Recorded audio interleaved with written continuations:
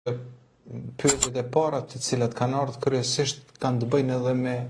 këtë aktualitet që po jetojmë në ditët e sotme, edhe një prej pyetjeve që na drejtohet dhe ka të bëjë me mirësjelljen dhe respektin e kujdesin në komunikim të njerëzve. Mirësjellja si cilësi e njeriut, si veprim i njeriut. Kishim pas dëshirë që të dëgjonim një këshill nga ana juaj rreth mirësjelljes së njeriut në përgjithësi. Patjetër, nderuar, mirësjellja është do thot nga mënyra se si ne i nxjerrim fjalët nga goja jon, është mënyra se si flasim botës.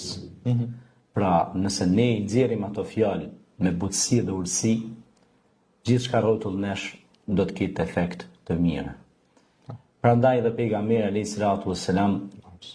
tha bu'ithtu li utammima makarim al-akhlaq, ka marrë me përsos sjelljen, moralin, ahlakun, mënyrën e të komunikuarit tek ju, mënyrën e të sjellurit me njëri tjetrin, husnul khuluqi, pra sjellja e mirë me njerëzit, përdorimi i fjalëve të arta,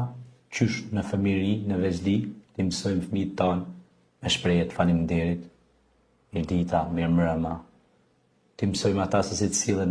me më të moshuarit. Pra, dhe vazhdimisht të përdoren fjalë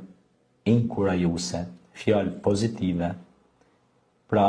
fjalë të cilat shkaktojnë efekt të mirë në shoqërinë tonë, fjalë të cilat e evitojnë dhunën, bullizimin, fjalë të cilat pra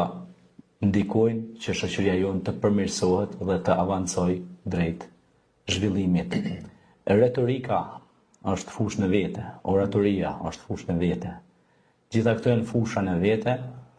ku ne duhet mundohemi tek shoqëria jonë ti shtjellojmë edhe më shumë, sepse ne